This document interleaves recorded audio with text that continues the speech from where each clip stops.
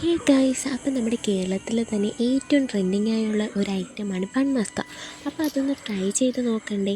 നോക്കിയില്ലെങ്കിൽ വളരെ മോശമല്ലേ? അപ്പോൾ അത് ട്രൈ ചെയ്യാനായിട്ട് ബണ്ണൊക്കെ മേടിച്ചിട്ട് വന്നായിരുന്നു. അത് കഴിഞ്ഞ് നമുക്ക് ഈ ചായക്കപ്പൻ്റെ യഥാർത്ഥ റെസിപ്പി എന്താണെന്ന് എനിക്കറിയത്തില്ല.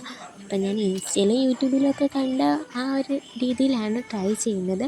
അപ്പോൾ ആദ്യം തന്നെ നമ്മൾ ബട്ടറൊക്കെ ഇട്ടു, അതിന് ശേഷം മിൽക്ക് മെയ്ഡും ആഡ് ചെയ്ത് നന്നായിട്ട് ഉടച്ച് പേസ്റ്റ് രൂപത്തിലാക്കണം.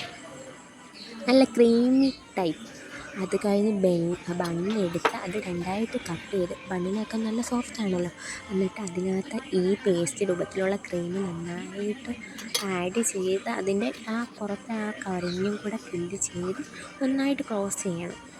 അപ്പോൾ ഞാൻ 3 ഉണ്ടാക്കിയിട്ടുണ്ടായിരുന്നു. പിന്നെ ഇറാനി ചായ ഇല്ലാത്തത് കൊണ്ട്, നോർമൽ ചായ ഉണ്ടാക്കാൻ വയ്യാത്തത് കൊണ്ട് നമ്മൾ ബൺ വെച്ച് അഡ്ജസ്റ്റ് ചെയ്തു. അപ്പം നിങ്ങൾ കഴിച്ചിട്ട് എങ്ങനെയുണ്ടെന്ന് അഭിപ്രായം പറയണേ. പുട്ട